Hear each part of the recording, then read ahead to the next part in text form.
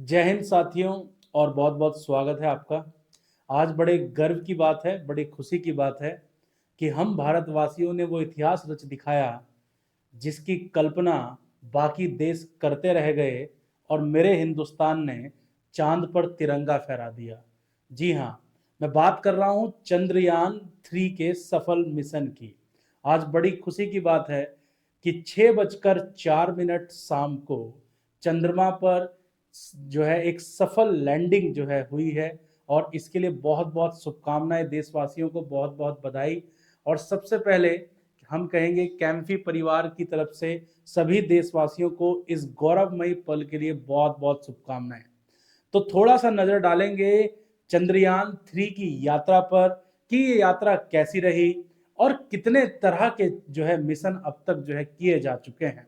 हमारे लिए ये गौरव की बात इसलिए है क्योंकि चंद्रमा के दक्षिणी ध्रुव पर, जी हाँ, साउथ पोल, जो कि पृथ्वी से अगर आप देखेंगे तो आपको नजर नहीं आता, वो अनछुआ हिस्सा जहां तक बाकी देश कल्पना भी नहीं कर पाए पहुंचने की, वहां पर इसरो के द्वारा, जी हाँ, इंडियन स्पेस रिसर्च ऑर्गेनाइजेशन, बहुत बहुत बधाई और बहुत बहुत शुभकामनाएं इसरो की टीम को कि उन्होंने इतना जो है कठिन परिश्रम किया। उनकी सालों की मेहनत आज रंग लेके आई है। और बहुत बहुत धन्यवाद जो है, और बहुत बहुत गर्व है हमें अपने भारत के प्रधानमंत्री पर, जिनके अगुवाई में ये चंद्रयान 3 मिशन जो है कामयाब हुआ। क्योंकि चंद्रयान 2 की असफलता तो हम सभी लोग जो है अभी भूले भी नहीं थे, लेकिन उस सफलता को भुलाने का प्रयास किया है श्री नरेंद्र मोदी जी ने, कि उन्होंने जो है एक हौसला बढ़ाया इसरो की टीम का और चंद्रयान 3 की सफल लैंडिंग हो पाई। साथ ही साथ इसरो के चीफ, ठीक है, एस सोमनाथ जी का बहुत बहुत धन्यवाद कि इतने कठिन परिश्रम और इतने चुनौतियों भरे सफर से वो गुजरे हैं। और क्या कुछ नहीं करना पड़ता एक साइंटिस्ट को एक मिशन की सफलता के लिए।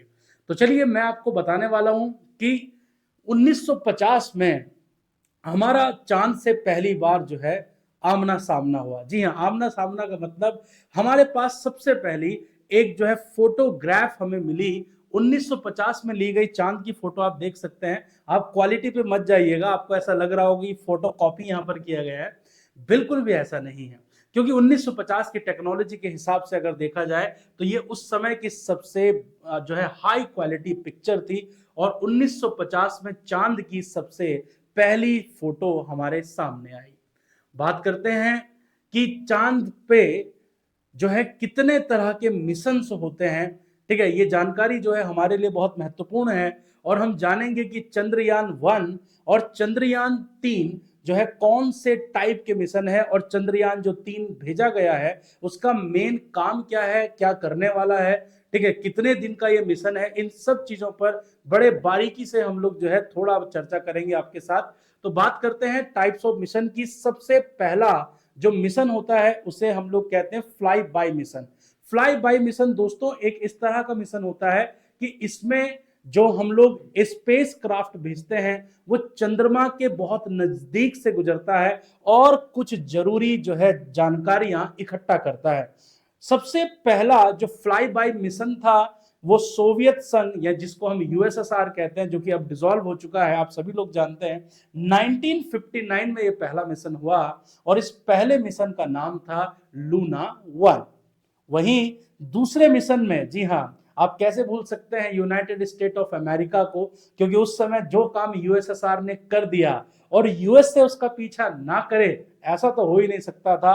तो यूएस से जो है अपना जो है पहला जो आपका फ्लाई बाय मिशन था वो यूएसएसआर जब कंप्लीट कर चुका, सो उसी साल 1959 में मार्च की ये बात है, तो पायनियर 4 करके एक मिशन जो है यूएसए ने लॉन्च किया। उस समय तक चांद तक पहुंचने का या चांद पर कदम रखने का सपना हम सिर्फ देखते ही थे, क्योंकि हमारे पास उतनी एडवांस टेक्नोलॉजी नहीं थी। इंसान का दूसरा कदम यानी कि चंद्रमा पर दूसरे टाइप का जो मिशन है उसका नाम है ऑर्बिटल मिशन। इस बार इंसान ने थोड़ी तरक्की की, ठीक है, इंसानी दिमागों ने जो है मशीन को डेवलप किया और डेवलप करके एक ऐसा मिशन तैयार किया जिसमें इसके स्पेस क्राफ्ट चंद्रमा की ऑर्बिट के चारों ओर चक्कर लगाता है और चक्कर लगाकर कुछ जरूरी जानकारियां इकट्ठी करता है, और इस टाइप के मिशन का नाम होता है ऑर्बिटल मिशन।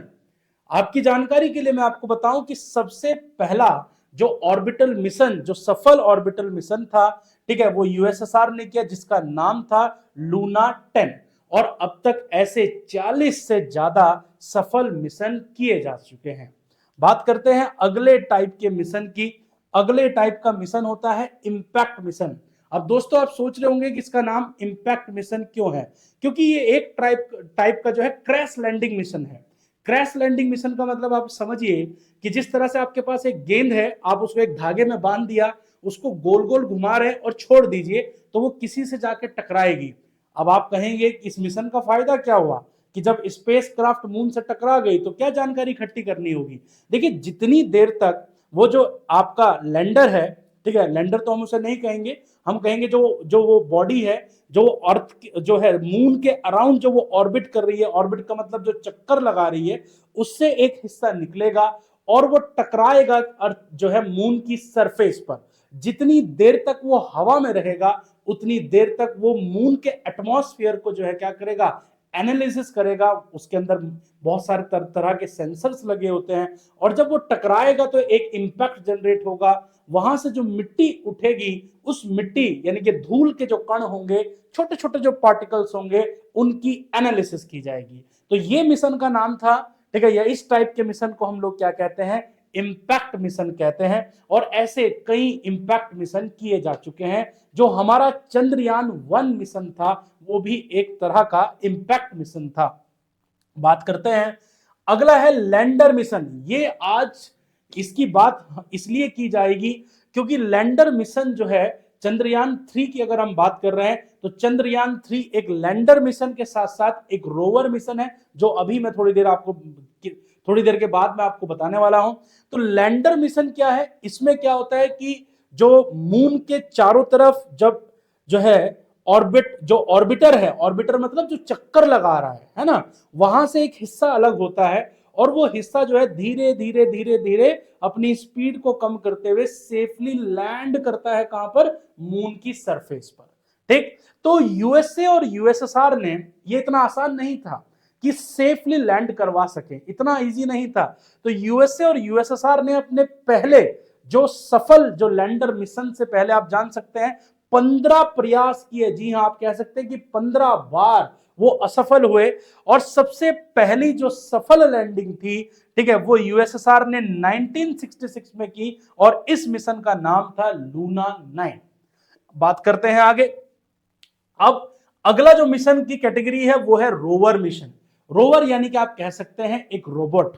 ठीक, अब होता यह है कि जब मून पर लैंडर लैंड कर जाता है, तो वहां से क्या होता है, इसके अंदर से क्या होता है, एक रोबोट निकलता है, और इस रोबोट में ये पहिए लगे होते हैं, और यहां पर ये जो है, जो ये लैंडर है, लैंडर से निकलकर जब रोवर आगे बढ़ता है, तो ये रिमोट कंट्रोल की सहायता से इसको जो है चलाया जाता है। और ये जितनी देर तक मून की सरफेस पर रहता है, वहां से कुछ जानकारियां इकट्ठी करता है, और वो जानकारियां जो है हम तक पहुंचती हैं, और उस जानकारी के आधार पर हम चंद्रमा की सतह का तापमान कितना है, वहां पर मौसम कैसा है, ठीक है, वहां पर पानी है या नहीं है, वहां पर पत्थर कैसे हैं, चट्टानें किस तरह की हैं, ये सारी जानकारियां हमारे लिए बहुत ज्यादा महत्वपूर्ण होती हैं।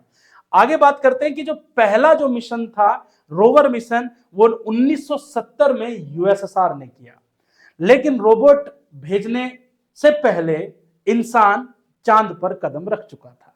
आप कहेंगे कि इंसान को भेजना मुश्किल है, रोबोट को भेजना मुश्किल है। देखिए, अगर हम चुनौतियों की बात करें तो इंसान को भेजने में बहुत ज्यादा चुनौतियां आती हैं, बहुत ज्यादा मुश्किलें आती हैं, लेकिन ये काम जो है यूएसए ने सबसे पहले किया, यूनाइटेड स्टेट ऑफ अमेरिका। हालांकि यूएसएसआर की बहुत सारी भ्रांतियां हैं इस मिशन को लेकर, कि वहां पर लैंडिंग हुई नहीं थी, वो एक फेक लैंडिंग थी। इसके बारे में किसी अगले एपिसोड में हम बात करेंगे, जब कोई चर्चा होगी स्पेस से जुड़ी हुई जानकारियों की। मैं आपको बताऊं कि सबसे पहला जो मिशन था, ह्यूमन लैंडिंग मिशन, ठीक है, वो 1969 यानी कि 1969 में नील आर्मस्ट्रांग ने कदम रखा। और जो लास्ट मिशन है 1972 यानी कि 1972 के बाद अब तक कोई भी इंसान चांद पर कदम नहीं रख पाया है। तो ओवरऑल अगर हम बात करें तो टोटल ऐसे 12 एस्ट्रोनॉट्स हैं, या आप कह सकते हैं एक 12 ऐसे जो है दल है जो अलग अलग सालों में जो है चंद्रमा पर पहुंच चुका है। अब देखते हैं कि आने वाले समय में इसकी पहल कौन करता है, कि 1972 के बाद अब तक कोई पहुंचा नहीं है। तो हाल फिलहाल में देखने वाली बात है कि चाइना, जापान और इंडिया और यूएसए सभी लोग आपस में लगे हुए हैं कि वो इस मिशन को आगे बढ़ाएं, कि इंसानों को जो है एक लंबी यात्रा पर भेजा जाए, वो ऑर्बिट यानी कि चक्कर लगाएं चंद्रमा का। और ऐसे मिशन पर बहुत सारे देश अभी काम कर रहे हैं। बात करते हैं आपके लिए कि जो हमारा चंद्रयान 2 था, ठीक है, बड़े दुख की बात थी कि यह सफल लैंड नहीं हो पाया था। कारण यह था कि जब लैंडर, ठीक है, जिसका नाम विक्रम था, जब लैंडर विक्रम चंद्रमा की सतह के नजदीक बढ़ रहा था तो वहां पर उसकी वेलोसिटी को जो है धीरे धीरे कम होना चाहिए था। लेकिन वहां हॉरिजॉन्टल और वर्टिकल दोनों तरह की वेलोसिटी बढ़ती चली गई। तो बाद में इसरो ने इसका खंडन भी किया इस खबर का, कि कुछ सॉफ्टवेयर की कमी की वजह से, यानी कि कुछ टेक्निकल इश्यूज की वजह से वो लोग इसकी स्पीड को कंट्रोल नहीं कर पाए और विक्रम जो है क्रैश हो गया था। जैसे ही वो इंपैक्ट वहां पर हुआ तो विक्रम क्रैश हो गया। इसके अंदर जो रोवर था, जो रोबोट बाहर निकलना था, उसका नाम था प्रज्ञान। ठीक, तो चंद्रयान जो 3 है उसमें नाम यही रखे गए हैं। जो लैंडर है उसका नाम विक्रम है और जो रोवर है उसका नाम जो है क्या है, प्रज्ञान है। तो ये पूरा सफर शुरू होता है चंद्रयान 3 का जो है जुलाई 14 से, और खत्म होता है ये आज की डेट, जो आज की तारीख है 23 अगस्त शाम को 6:04। हमने वो चीज कर दिखाई जिस चीज का सपना बाकी देश देखते रह गए, क्योंकि हम पहुंच चुके हैं चांद के दक्षिणी ध्रुव पर, जहां तक पहुंचने का सपना बहुत सारे मुल्क जो है सजाए बैठे थे। अब चंद्रयान 3 ये कितना लंबा मिशन है। देखिए, ऐसा नहीं है कि कोई भी जब मिशन जो है होता है तो वो बहुत लंबे समय तक रहे। ठीक है, तो टोटल अगर हम बात करें, जो इसरो ने हमें जानकारी जो है इसरो की वेबसाइट पर जो जानकारी है या उन्होंने प्रेस कॉन्फ्रेंस करके जो जो जानकारी दी है, उनके मुताबिक ये एक लूनर डे जो अगर हम बात करेंगे टोटल, या आप कह सकते हैं कि टोटल 28 दिन का ये पीरियड होता है। अगर अर्थ के हिसाब से हम बात करें, पृथ्वी के हिसाब से बात करें, तो 28 दिन का ये पूरा सफर है। लेकिन इस 28 दिन में से काम करने का समय हमें मिलेगा सिर्फ 14 दिन। क्यों? क्योंकि चांद पर जब होती है रात तो सर्दियां बहुत हो जाती हैं। जी हां, बहुत ज्यादा तापमान गिर जाता है, -232 डिग्री सेल्सियस तक पहुंच जाता है। और हम उस हिस्से पर हैं जहां पर बहुत ज्यादा पहाड़ियां हैं, अंधेरा है, यानी कि सूर्य का प्रकाश जो सनलाइट है वो जो है रीच नहीं कर पा रही है। ठीक है, तो इसरो का कहना यह है कि जो प्रज्ञान रोबो है और जो हमारा लैंडर विक्रम है, ठीक है, वो उनके लिए टोटल 14 दिन का ही समय है, क्योंकि काम तभी हो पाएगा जब दिन का समय होगा, जब सूरज की रोशनी होगी, तो उतने ही दौरान वो काम हो पाएगा। तो 14 दिन का ये मिशन है। तो अब उम्मीद करते हैं कि कब जो है जो विक्रम और प्रज्ञान जो दोनों अपने काम पर गए हैं भारतवासी, ठीक है, हालांकि मशीन्स हैं लेकिन वो हमारे देश का हिस्सा हैं, गर्व से कह सकते हैं हम लोग। तो देखने की बात होगी कि कब पहली फुटेज हमें मिलेगी। लेकिन मेन 3 जो है बिंदुओं पर मैं यहाँ चर्चा करूंगा कि चंद्रयान जो 3 है वो किस किस मिशन को कंप्लीट करने के लिए जो है उसको भेजा गया है। तो पहला जो हमारा ऑब्जेक्टिव है वो है कि मून पर ये खोज करना, चंद्रमा पर ये खोज करना कि क्या वहां पर पानी की कुछ संभावना है, और दूसरी संभावना कि क्या वहां पर बर्फ, ठीक है, अब अगर तापमान इतना कम है तो वहां पर बर्फ भी होनी चाहिए, और अगर बर्फ है तो उसके अंदर वाटर का कंपोजिशन क्या है। तीसरी बात, एटमॉस्फेयर कैसा है, वायुमंडल कैसा है वहां का। आप जानते ही हैं कि मून पर ग्रेविटी वैसे ही कम होती है, और अब तक हम लोग अपनी किताबों में पढ़ चुके हैं कि वहां पर जो है एस्केप वेलोसिटी जो है बहुत कम है, तो इसलिए गैसेस मॉलिक्यूल जो है मून की एटमॉस्फेयर को छोड़ देते हैं। तो इसीलिए हम किताबों में पढ़ते हैं और बच्चों को भी पढ़ाते हैं कि मून हैज नो एटमॉस्फेयर। तो देखने वाली बात होगी कि आने वाले दिनों में चंद्रयान 3 हमारे लिए क्या खुशखबरी लेके आता है। अब इसरो अपने अगले मिशन पर है, और अगला मिशन है कि इंसानों को जो है चंद्रमा की यात्रा करवाना। तो देखते हैं आने वाले समय में क्या होगा, किस तरह से ये मिशन रहेगा। आज के लिए इतना ही। बहुत गर्व की बात और बहुत खुशी की बात, इस खुशी के पल में ठीक है, बहुत देशवासियों की दुआएं भी शामिल थी, और हमारे प्रधानमंत्री नरेंद्र मोदी जी को हम कैसे भूल सकते हैं। तो मिलते हैं आपसे अगले सेगमेंट में, आज के लिए इतना ही। जय हिंद, जय भारत।